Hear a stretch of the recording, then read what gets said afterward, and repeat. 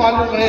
اس کے بعد اللہ تبارک و تعالیٰ نے حضرت آدم علیہ السلام کو بلایا اور ان کے سامنے پوچھا، آدم بتاؤ یہ کون سی چیز ہے، اس کا نام کیا ہے، اس کی خصوصیت کیا ہے، دنیا کے اندر ان سے کون سے کام لیے جائیں گے؟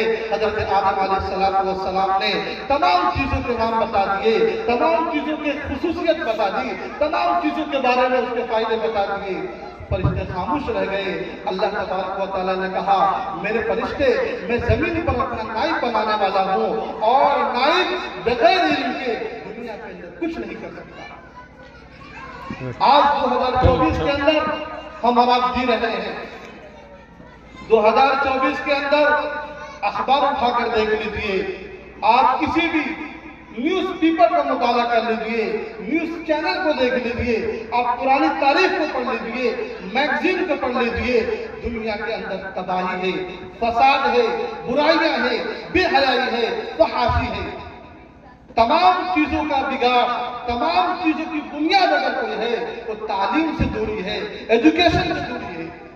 دنیا کے اندر جو برائیاں پائی جاتی ہے، جو بے حیائی پائی جاتی ہے، جو فساد ہے، جو بگاڑ ہے، جو لا علمی کے واقعات آئے دن پیش آ رہے ہیں، تمام چیزوں کو حل کرنے کے لیے اگر کوئی واحد راستہ ہے تو ایجوکیشن سے اپنے آپ کو جوڑنا ہے، اپنے آپ کو تعلیم سے جوڑنا ہے۔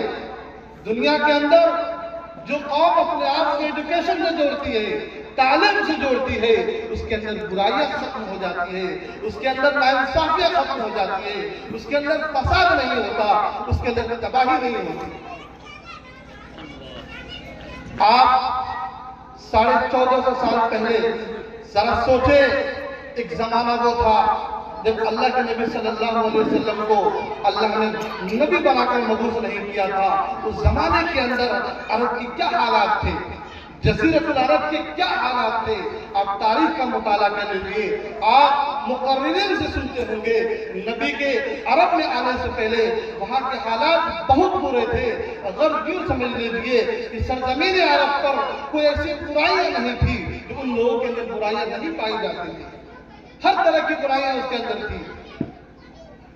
اس زمانے میں 1450 سال سے پہلے کے زمانے کے بارے میں بتا رہا ہوں۔ اس زمانے میں 2 سپر طاقتیں تھیں، ایک کا نام قیصر تھا، ایک کا نام کسریٰ، اور دونوں اس زمانے کی سپر طاقتیں شمار کی جاتی تھی۔ لوگ ان کو سیریس لیتے تھے، سنجیدگی سے لیتے تھے۔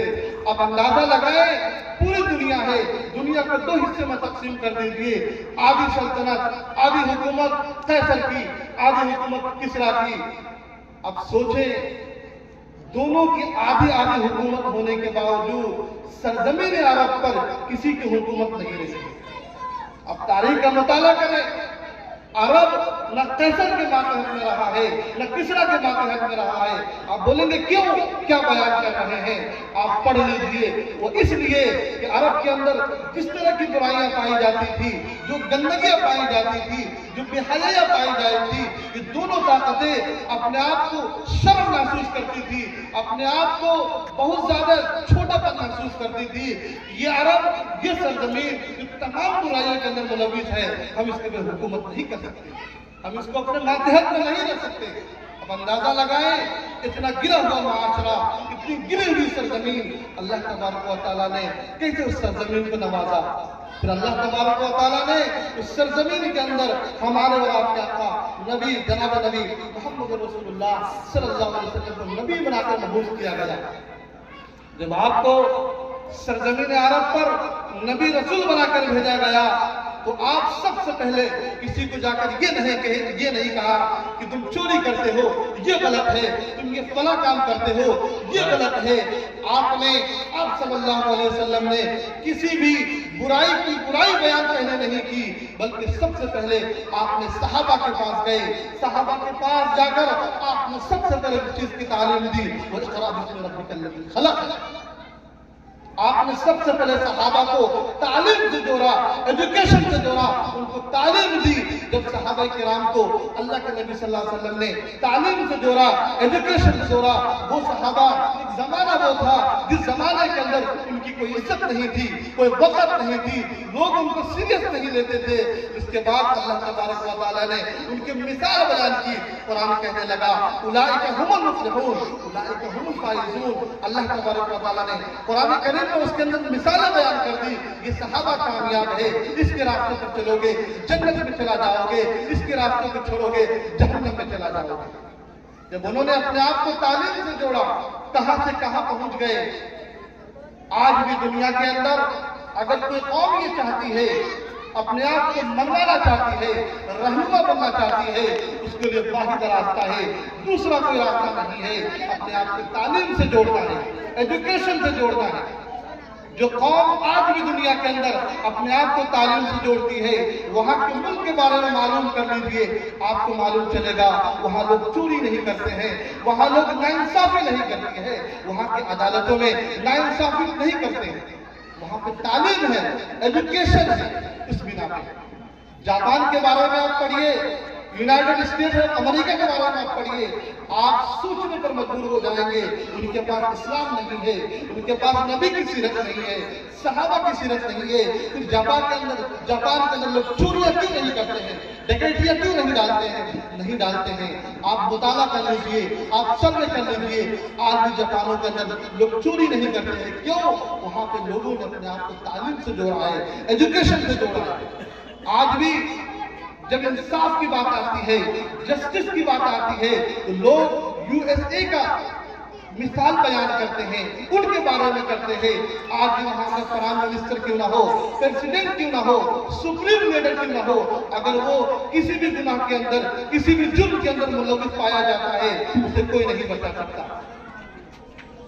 آج ہم اور آپ جس زمانے کے اندر جی رہے ہیں، ہمیں اور آپ سے کوئی چیز چھپی بھی نہیں ہے۔ ہم کس حالت میں ہیں، ہماری وقت کیا ہے، ہماری حیثیت کیا ہے۔ آج لوگ جلسے کرتے ہیں، جلوس کرتے ہیں، اصلاحی معاشرہ کے نام پر کروڑوں روپے خرچ کرتے ہیں۔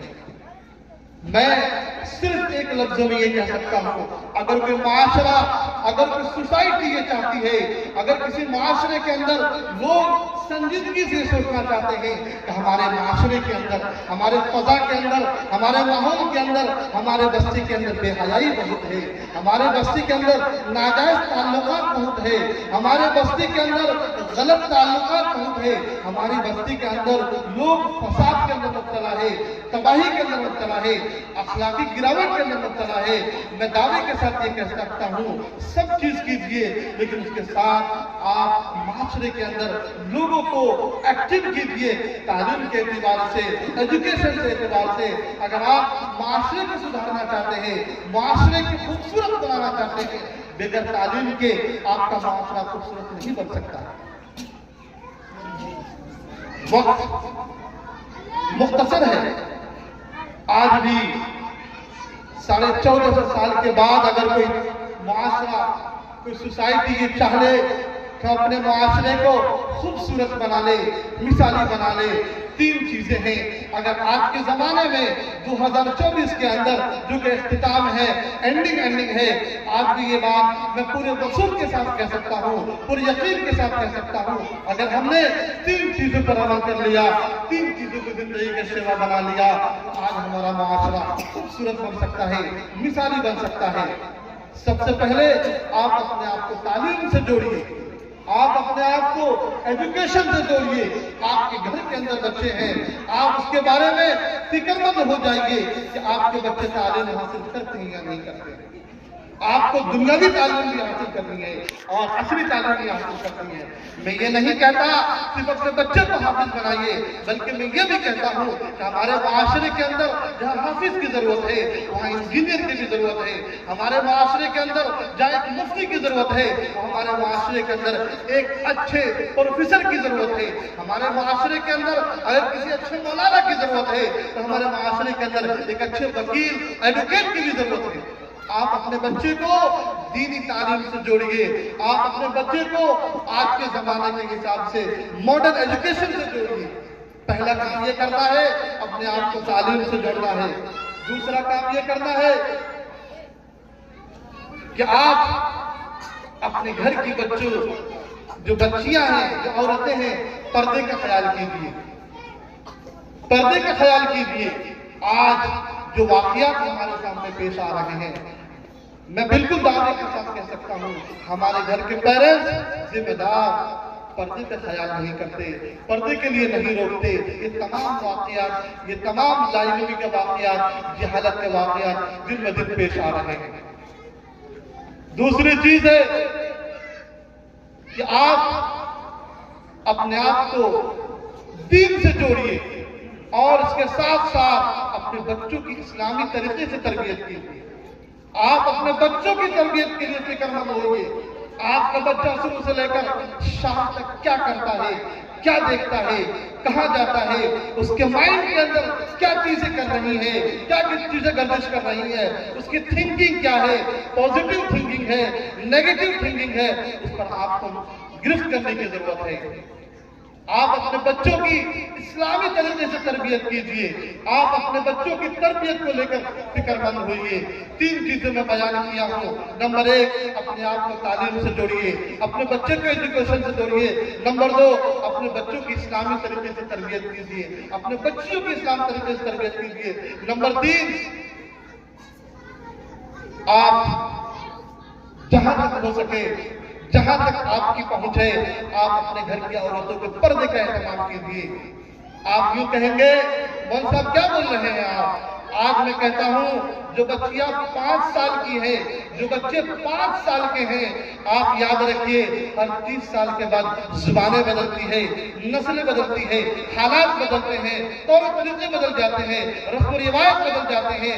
آج ان بچوں کو اگر آپ اسلامی طریقے سے تربیت کریں گے، آج جو بچی 5 سال کی ہے اس کا پردے کا اہتمام کرائیں گے، 30 سال کے بعد جب یہ بچہ، جب یہ بچی 35 سال کی عمر کو پہنچے گے، یہ ہمارا معاشرہ خوبصورت بن چکا ہوگا۔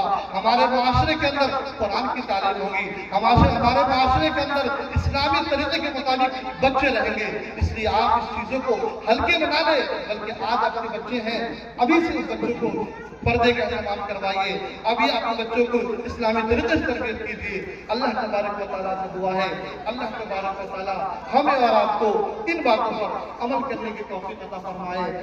آخر دعوانا